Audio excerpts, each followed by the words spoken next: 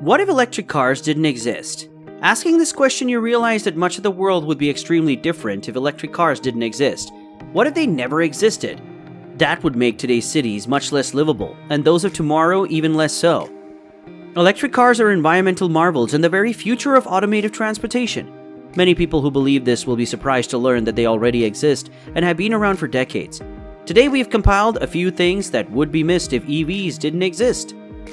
Before moving ahead, you are welcome to Electrverse, the largest YouTube channel about electric vehicles. Please take a brief moment, go down and touch the like button, and if you've not subscribed to our channel yet, go on and subscribe to Electrverse to stay connected. A world without electric cars would be one where gasoline and diesel would flow without any limits. It would probably also be a world with more pollution and higher rates of cancer, respiratory disease, and lung disease throughout the population. The other types of transportation that burn fuel, like boats, buses, trains, and airplanes, would also be more ubiquitous as well. One of the great benefits of electric cars is they don't burn oil. This helps our environment and makes the air cleaner to breathe. However, imagine what driving would be like if electric cars didn't exist. There would be a lot more pollution in our air. Imagine how bad things might get.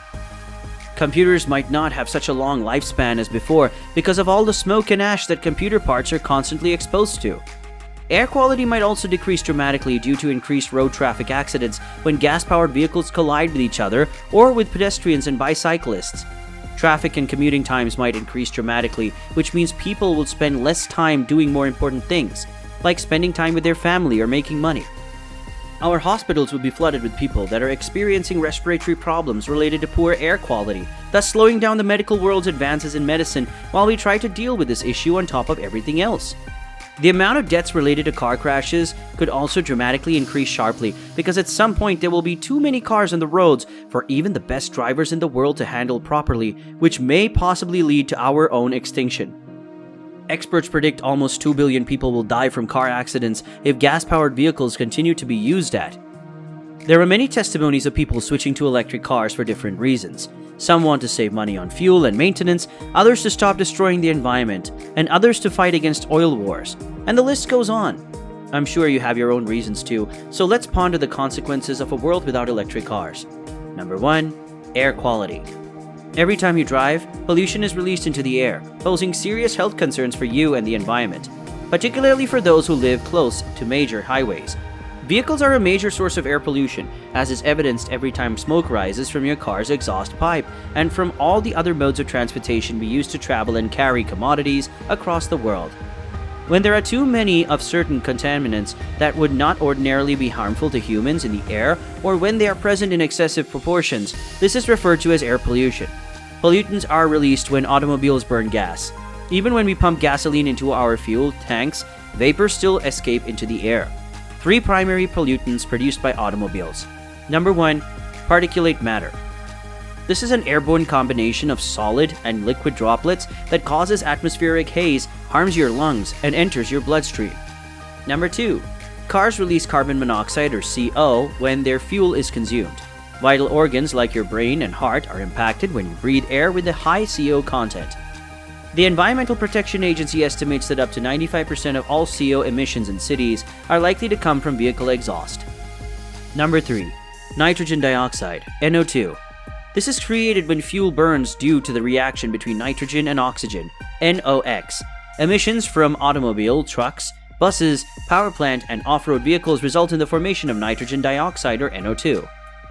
When adding emissions from mobile sources other than transportation, the inventory of U.S. greenhouse gas emissions and sinks estimated that mobile sources made up 32% of all anthropogenic greenhouse gas or GHG emissions in the United States in 2019. Additionally, a 2015 study conducted by University of Toronto researchers found that 25% of automobiles and trucks account for nearly 90% of the fleet's emissions. Lessening one's driving can assist. To maximize efficiency, combine trips. When possible, commute by foot, bicycle, carpool, or public transit. Number 2. Health problems. When one or more pollutants such as dust, fumes, gas, mist, odor, smoke, or vapor are present in the air for an extended period of time and in proportions that might be harmful to human health, this is referred to as air pollution. The respiratory system is the primary route by which people are exposed to air pollution. Breathing in these pollutants cause cells all throughout our body to become inflamed. under oxidative stress, immunosuppressed, and mutagenic, which affects the lungs, heart, and brain, among other organs, and eventually results in illness. What organs are impacted by air pollution? Through the lungs, air contaminants may enter the circulation and travel throughout the entire body, causing systemic inflammation and carcinogenicity. All organs are affected. In terms of health hazards, how are air pollution and climate change related?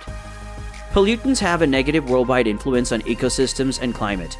In addition to having a detrimental effect on public health, most air pollution control measures provide a win-win solution for both climate change and human health. Long and short-term improvements in cardiovascular and respiratory health are brought about by lower air pollution levels. The near and long-term mitigation and climate change can be achieved through reducing ambient and domestic air pollution, as well as emissions of carbon dioxide, CO2, and short-lived climate pollutants like methane and black carbon particles. Numerous sources of high CO2 emissions are also causes of outdoor air pollution. For instance, the use of fossil fuels in transportation, industry, and the production of electricity are all significant producers of both CO2 and particulate matter.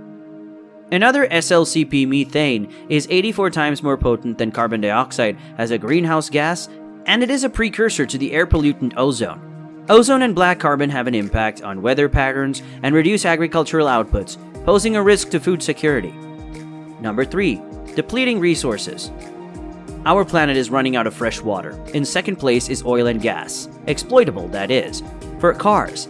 And the number one place in our atmosphere, which the use of fossil fuels pollutes to a degree that might lead to planetary heating and hence global catastrophe. George Monbiot, a correspondent for the Guardian newspaper in Britain and well known for his political and environmental activism, has offered a startling suggestion: reduce automobile use in the UK by 90% over the next 10 years. The International Resource Panel's Global Resources Outlook 2019, published by UN Environment, looks at developments in natural resource availability and usage during the 1970s.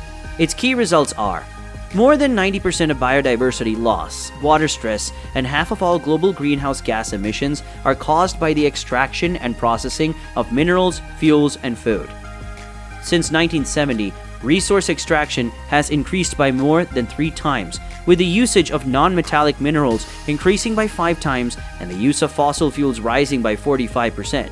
Global material usage might increase by 2/3 to 190 billion tons from 92 billion by 2060, while greenhouse gas emissions could rise by 43%. Number 4. Global warming. In the past few decades, scientists have become increasingly concerned about global warming caused by a shift in the Earth's climate.